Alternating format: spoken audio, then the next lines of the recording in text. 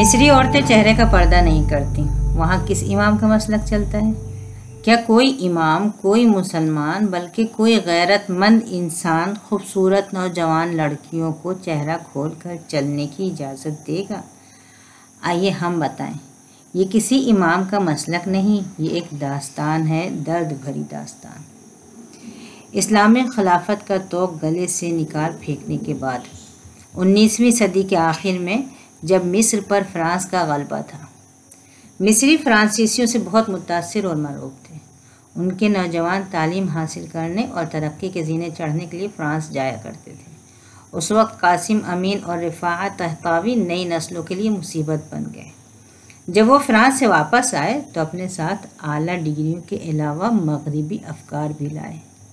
بہت سے ایسے اسلوب جو کسی طرح اسلامی شریعت کے مطابق نہ تھے، ان کو مصر میں رواج دینے کی کوشش کی، جیسے بے پردگی، بے تکلفی اور ملی جلی مجلسیں۔ حکومت وقت نے ان کا ساتھ دیا۔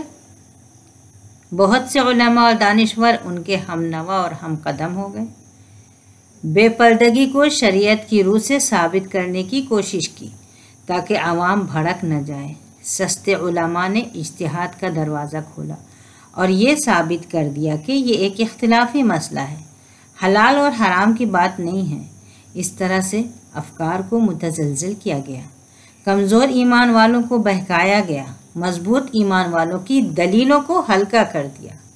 عورت کی عصمت و حیا کا قتل عام کرنے کے لیے یہ لشکر ان علماء کی سرپرستی میں چلا جن کی پاک بازی اور دیانتداری پر امت نے بھروسہ کیا تھا۔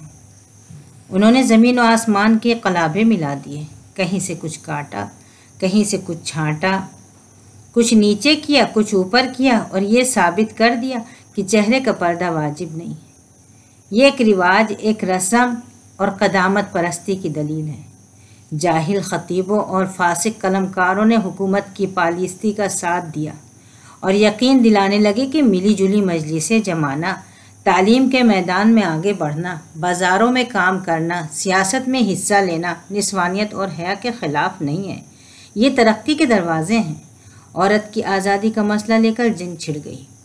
عورت کو یہ کہہ کر پھسلایا گیا کہ باپ کے سامنے جھکنا، شوہر کے اشاروں پر چلنا، سیاسی اور اجتماعی زندگی سے دور رہ کر گھر میں پڑے رہنا یا بورا اوڑھ کر گھر سے نکلنا، یہی تو امت مسلمہ کے زوال کے اسباب ہیں۔ امت کو نئی زندگی اور بلندی عطا کرنے کے لیے ان پرانے رسم و رواج اور پرانی سوچوں کو پیچھے چھوڑنا ہوگا۔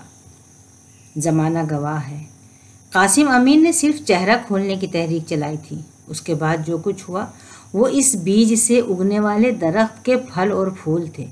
جب برقعے کی جگہ شال آ گئی، شال کی جگہ اسٹال آ گئے اور وہ اسٹال پھر سر سے گلے میں چلے گئے، پھر اس کے بعد آستینے اور پجامے چھوٹے، گلے بڑے ہوتے گئے۔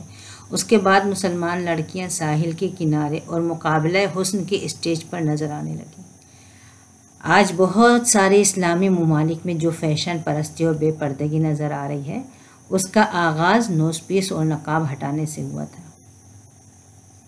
یہ لوگ صرف اتنا ہی مطالبہ کرتے ہیں کہ اپنا چہرہ کھول دو، اور اس کی دلیل یہ ہوتی ہے کہ اس مسئلے میں علماء کا اختلاف ہے، کیا چہرہ زینت ہے جس کو چھپانا واجب ہے یا زینت نہیں ہے؟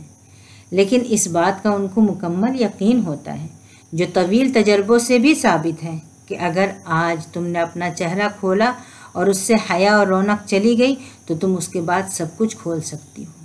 لہٰذا جو ہاتھ تمہارے چہرے سے نوز پیس اتارنے کے لیے اٹھیں، ان ہاتھوں کو توڑ دینا چاہیے۔ جو زبانیں تم کو بے پردگی کی دعوت دیں، ان زبانوں کو کاٹ دینا چاہیے۔ مصر میں بے پردگی کے بیج کو بونے کے لیے بڑی محنت کی گئی۔ جہاں ہیلہ بازی سے کام نہیں چلا، وہاں طاقت سے کام لیا گیا۔ چہرے کے پردے پر پابندی لگا دی گئی۔ پردہ دار خواتین کو سرکاری عہدوں اور تعلیمی اداروں سے نکال دیا گیا۔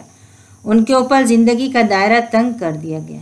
بے پردگی کی مخالفت کرنے والی بہنوں کو ایسی سزاؤں کا سامنا کرنا پڑا جنہیں سن کر روح لرز جائے۔ آج ہماری بیٹیاں پوچھتی ہیں، اخوان المسلمین کی عورتیں چہرے کا پردہ کیوں نہیں کرتی؟ میری پیاری بچیوں، خدا تمہیں وہ دن نہ دکھائے جو اخوان المسلمین کی عورت نے دیکھے۔